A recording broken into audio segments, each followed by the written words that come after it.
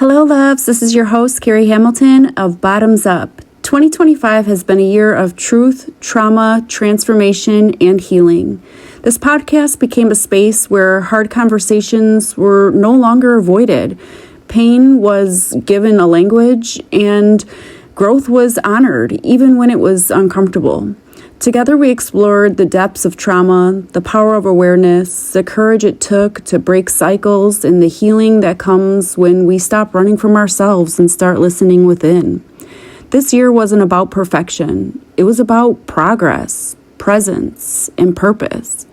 Every episode was shaped not only by stories that all of us shared with each other, but by the community that showed up, those that leaned in, and those who chose healing over silence. Your messages, your reviews, your shares, your encouragement, they all have meant so much to me, more than you will ever know. This podcast exists because you listen. As we move into the new year, I want you to know how ecstatic I am to grow this journey with you.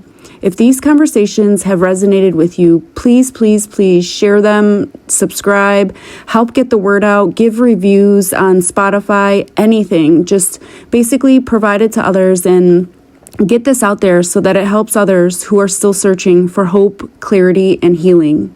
Cheers to a continued growth for every single one of us and for deeper healing, transformation, and truth. I hope you know how loved you truly, truly are, and thank you for being a part of this community, my podcast, and sharing your journey of life together. Love and light to all. Talk soon.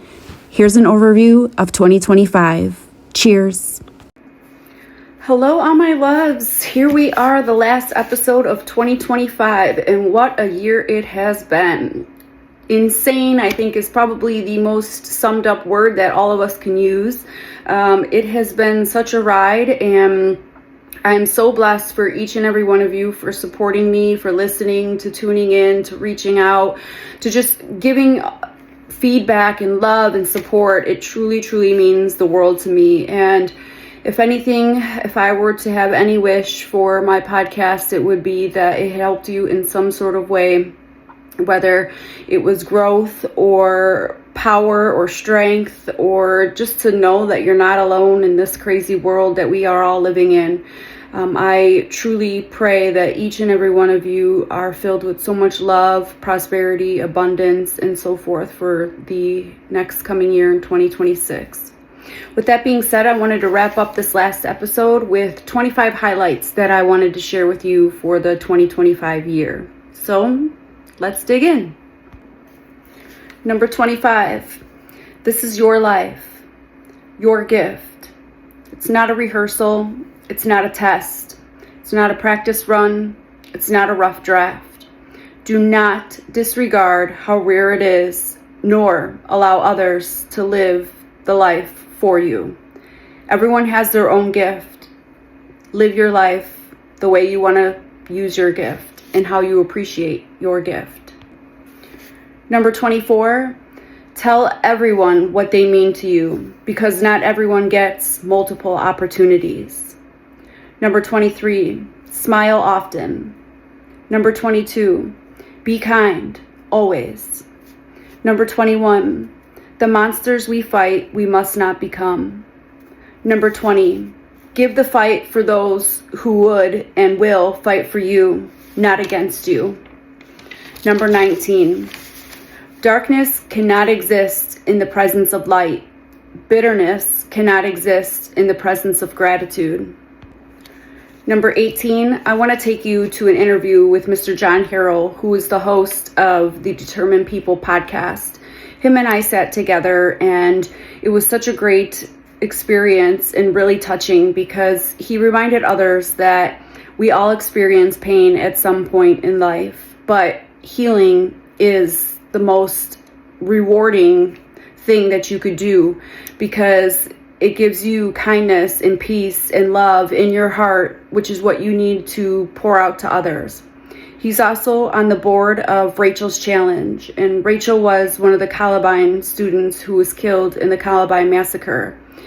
She is now, her family, she's now living the legacy through her family, and her family did the Rachel's Challenge, which is a nonprofit organization spreading love and kindness throughout schools all over, whether it's from stopping suicide to bullying to, again, just being kind to others.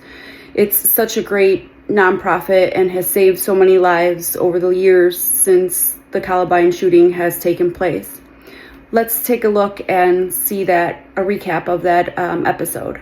When you start actually doing for you and filling that cup, let's just say, of love and care and completeness inside of yourself, everything else just attracts to you. You don't even like go and find it. They're just like, hey, did you want to go to the movies? You're like, well, that was weird. I was thinking about going to the movies. Like, it seriously, like, doesn't it like attract to you? It's like, what the heck are these people inside of my head? My psychotherapist said something to me years ago, early on in psychotherapy. And I'm skeptical. I think scientifically, which means I question everything. But I have observed that this is true. He said, the healthier I become mentally, physically, emotionally, and spiritually, the healthier people I'm going to attract into my life. And I've found it to be true. Yes. It's true. And so, like I say, I've got this small sphere of really good people that are friends of mine that I am very grateful for because they're really good people. They're all successful, but it has nothing to do with what they do. It's who they are. Right. I saw a bumper sticker,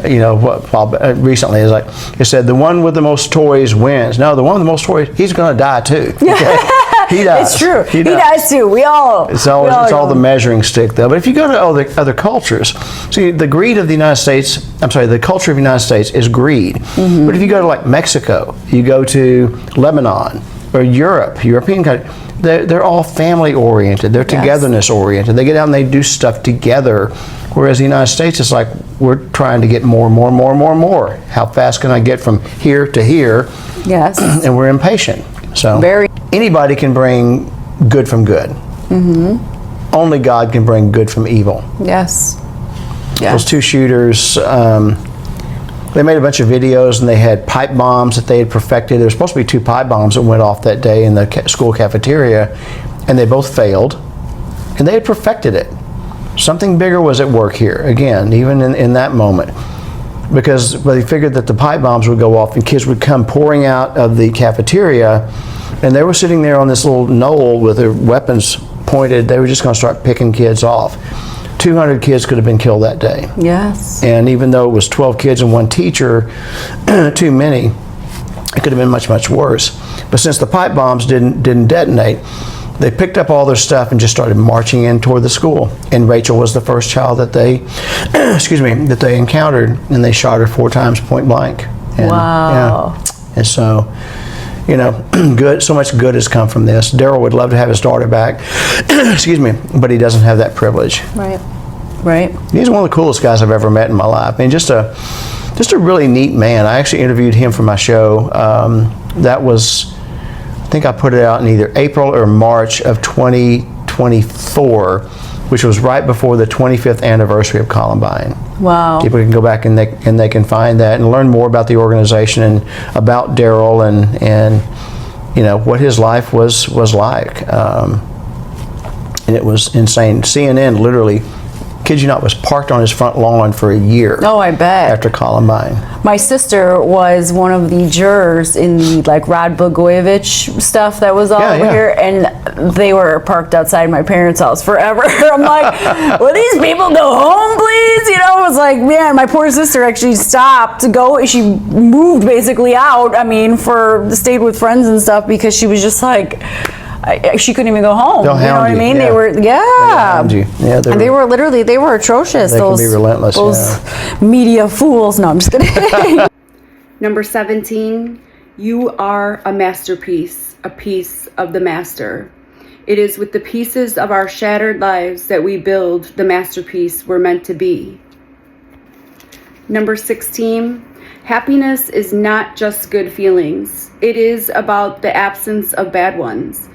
Your mind is the steering wheel of life. You have to get your mind right in order to live a successful and blessed and peaceful life.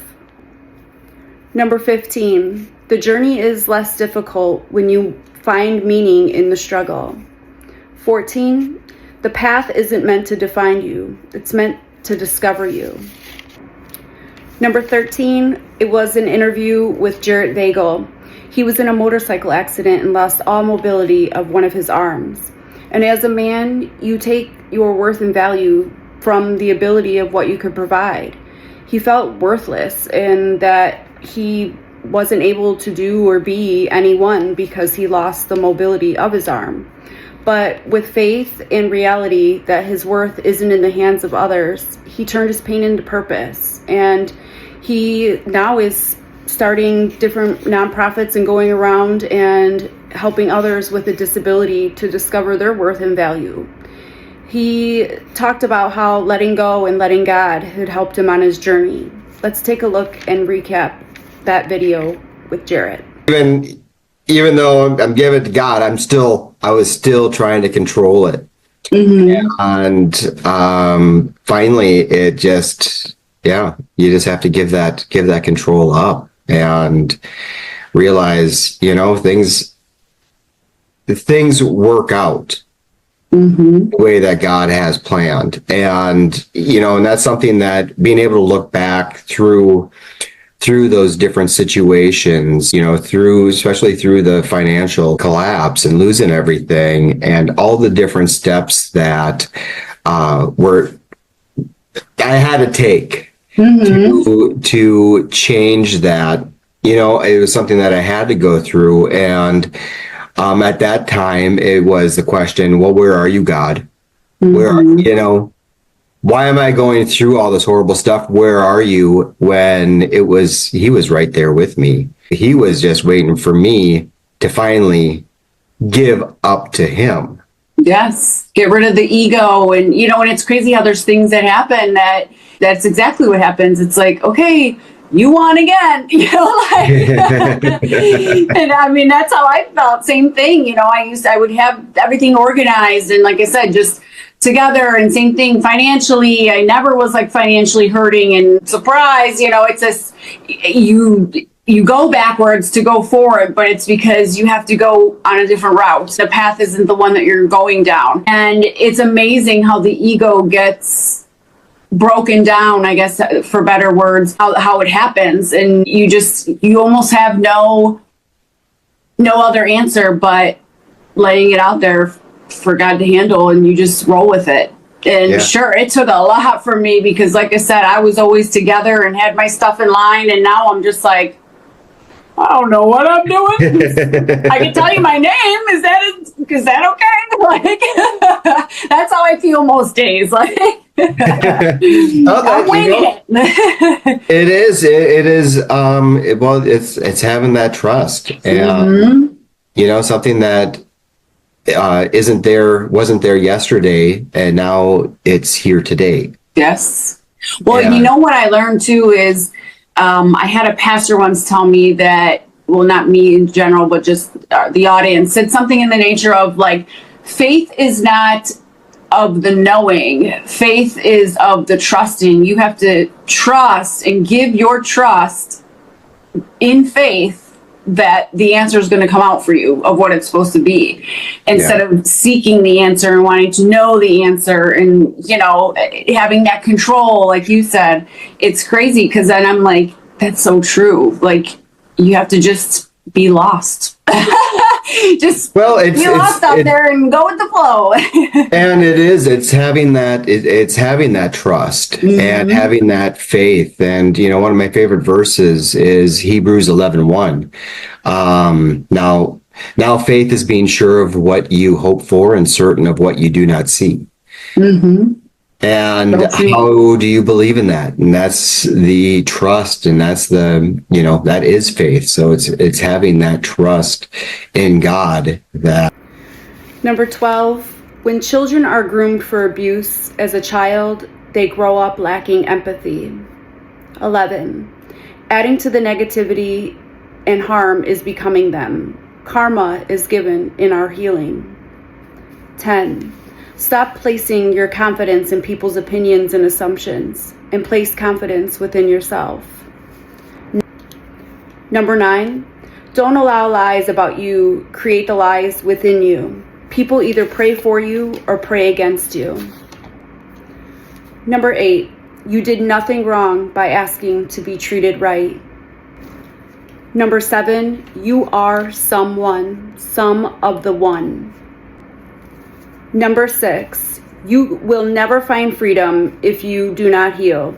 You can suppress it all you want, but the pieces of your trauma will always be seeds and stems and eventually make its way out if you don't heal yourself internally, and you will always project that negativity and anger and hurt and pain externally. Number 5 was my interview with Rennick Morris, and he was a recovering alcoholic. He had shared his story with us and his journey on his trips to AA and asking others for forgiveness. I personally have experienced an abusive stepfather that suffered alcoholism, and I gave my side as a victim side versus the recovering alcoholic side. I shared that with Rennick, and he was astounded, and I want to recap that with you.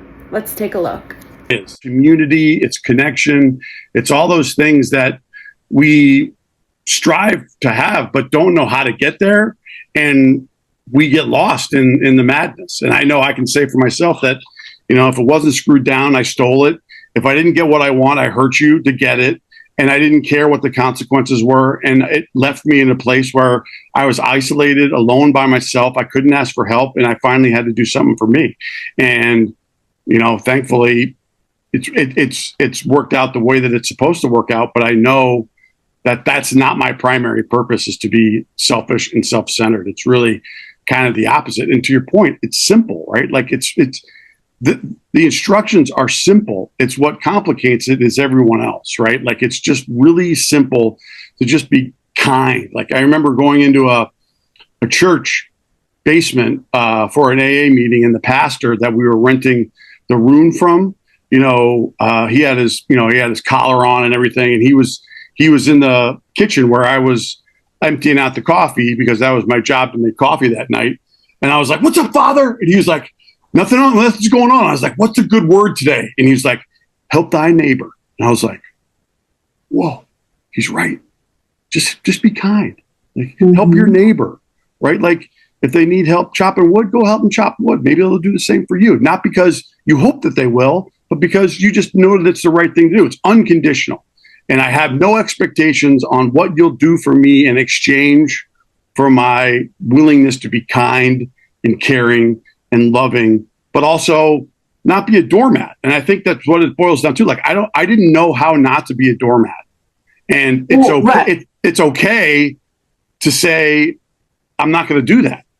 And it's not okay to be around somebody that you constantly tell you can't cross this line, that doesn't care and crosses it all the time. Right? Like that's not a partner. That's something different. And that's something that I had to learn after a long period of time that I didn't want. Like if this person wasn't willing to understand that they couldn't cross that line because it's not a line I wanted them to cross, and they did it every day anyway, like what do I got here? And that just comes down to boundaries. Like right. Boundaries aren't walls to keep people out. Boundaries are bridges to only allow the right ones in. Right. And if you don't allow your boundaries to stick to you, then what are you placing them for? If it's an open house to everybody that you're placing, a doormat, right? And exactly, it's a doormat, and people will treat you the way that you allow them to. Correct. So if you keep giving a pass for the way that they're treating you, they will keep doing it, and they will push further and further and further, and the next thing you know, you're someone that you're not even. Right. You're someone that's looking forward to rub their muddy shoes on your back when they come back inside. And you're saying to myself, thanks for doing that. That was great. And one way, like relationships, marriages, whatever you want to call it, they do not work without reciprocity. Mm-hmm. You have to have reciprocity in order for things to work, because it's not a 2-lane street. Or when people say it's 50-50, no, it's not. It's 100-100. Mm-hmm. You both give your damn all. And there's someone listening right now and they feel like, oh man, this is where I am right now. Like, I'm that guy. I need help. Like, what would you recommend to them to do? Like, to seek help? Would you recommend them going to someone in their circle, or more of a AA type of thing, outside therapist? I feel like sometimes too, you know, the word therapy or a therapist to someone, right there, they just say weakness. Like they just feel that it's such a weak thing, and it's not. It's not a weakness at all. I highly suggest, I think even just normal everyday people should go see therapists because it's someone outside of your circle. You know, you don't want to really talk or confide in so many people inside of your circle because they're part of your life and not necessarily an issue, but they're part of who you are. Right. So I think to answer your question, I believe that each one of us has, at least one person that they can be completely, naked in front of, not physically, but like, I can't do this anymore. Right. Like that could be a priest. It could be a rabbi. It could be your best friend. It could be your parent. It could be your sister. It could be whoever it is that, if you're in that spot where you're identifying with a lot of what you and I are talking about, then you got to ask yourself, have you had it? And they've said to themselves, I've been in enough pain. Like I no longer need to do this anymore. I would connect with one of the people that, isn't going to judge you for whatever, you're willing to tell them, and ask them, what should I do? Right? Like, should I go see a therapist? Should I go to rehab? Should I go to talk to a priest? Should I, what should I do? Because I needed someone to tell me what I needed to do. I needed someone to say, you need help. And I needed to finally agree that I did need help. And then when you're ready to make that decision, or I heard my father say that he was open to, having help, like I see that I can, and that it's not a detriment that you ask for help. And it was absolutely a thing at that moment. Like I would call that sort of like confirmation that I was loved unconditionally by a higher power and by God himself. And so, yeah, it's not fun. It's not what you want to do. I wouldn't recommend, going out and doing it, but I had someone who told me what I needed to do and how to do it. And I bit through the bullet and did it. And again, I came out just a better human being and the person I know God wants me to be. And I asked that because, I had a childhood abuser, and it wasn't actually until here 30 something years later, I started this podcast, and I was on an individual's podcast, and he was sent the podcast that I had done with one of our, with the guy, right. And, he ended up writing me a letter, and he had gone through AA, and he had apologized to 30 something years later. Yes. And no way. Mm-hmm. How was that experience for you when you heard it? Well, see, for me, going through my trauma, I had to go through forgiveness, because you can't move on from situations until you forgive. Right. So for me, I had already forgiven him, even though there was nothing, that I never. There was no formal forgiveness ceremony, right? Exactly. So when he had sent it to me after seeing that podcast, it was crazy, because I felt like, the first day I got it, I broke down in tears. And it's mainly because I felt like I had been yearning for this, but I never asked for that forgiveness. You know what I mean? And it wasn't until, and here it had affected my entire life. And it wasn't until my recent adult abuse and stuff that I went through therapy. So it was literally after all the chaos, and that's when he sent it. So my criminal court case was just ended this last December of 2024. And he had just sent this I'd say February or March of this year, maybe even April of this year. So just recently that he saw the podcast and ended up sending me an apology letter. And I took a day to think about it, but then I ended up writing him back, and I basically said, I could read my response. It's pretty quick, but I basically just said, what did he say? Did he admit to you what he did wrong? Yes, he said that he was very sorry, that he was fighting his own monsters, and he was trying to control himself, and really he was controlling everyone around him. And he had stated that he remembers but doesn't remember some of the things, you know, Right. in such That he did. detail. Right. And he had said that he hoped that I, for the sake of myself, that I could forgive him. And so even in my letter back, I said to him that, you know, I had already forgiven you because I needed to heal I myself. needed to do it for myself. Yeah. But now I said, thank you for giving me the words that now I can match to the absence of words that I had made for myself for the forgiveness.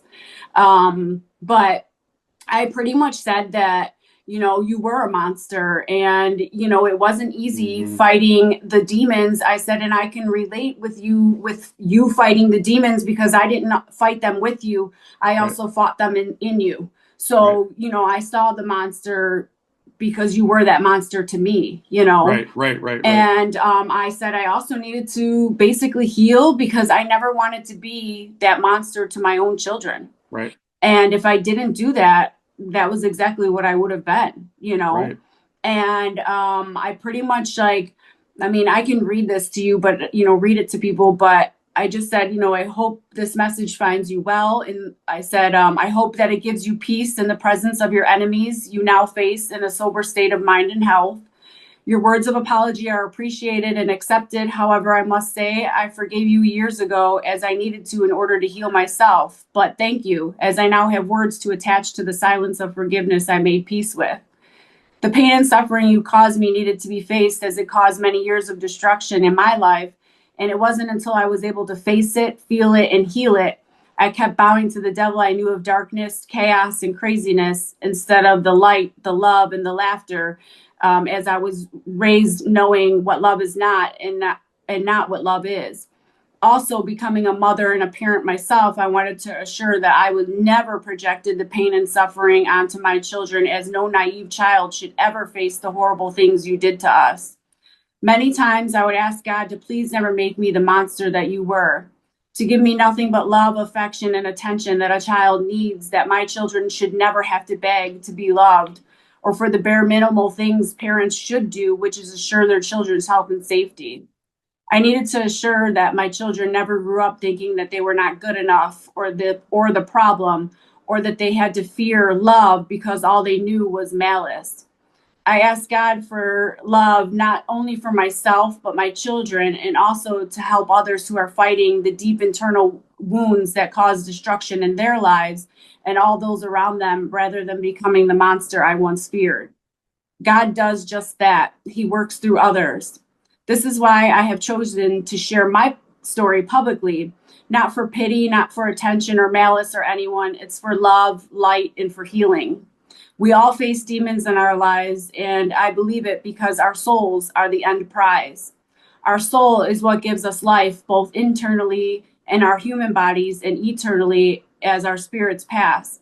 We all have the gift that we were given, which is the gift of free will, to choose if we want to allow the darkness, the destruction, and the addictive spirit by continuing to bow to the devil we know so well from generational trauma, by coping with masking with substances, or if we want to choose to heal and embrace love, light, and peace by praising the God we never truly knew. For what it's worth, I'm proud of you. I'm sure you haven't heard those words much because you've numbed and projected your pain for so long, making it the weight of others instead of your own. However, I hope they resonate with you a little more coming from me, one who has faced the devil in you and with you.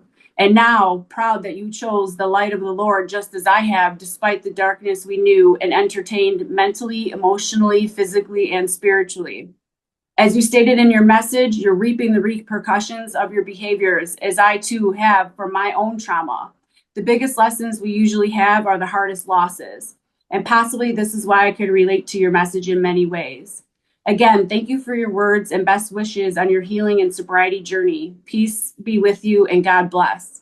So that is what I wrote back to him for. Wow. And number 4, thunderstorms are God's way of reminding us that even nature needs to scream. Pain always demands to be felt, but the feeling is also what keeps you alive. We must experience rain if we ever truly want to experience and appreciate the sun. Number 3, the subconscious mind is seeing your life through others' eyes, through others' opinions and others' assumptions. The conscious mind is seeing your life through reality, through God's eyes, and through the truth. You see, the subconscious mind only becomes reality when you allow it to be, when you give attention to what others say and do and what they assume. Don't let yourself go through life with the vision of your journey set by another. Be authentic, be you, and believe in yourself. Number 2, if you ever doubt how amazing you are, or how blessed you are, or how loved you are, your story is your survival and a reminder of all of those things. And there are many out there waiting to hear your story so that they could see how amazing you are and use your story for their survival so that they could become a survivor just like you. Use your voice because it truly saves.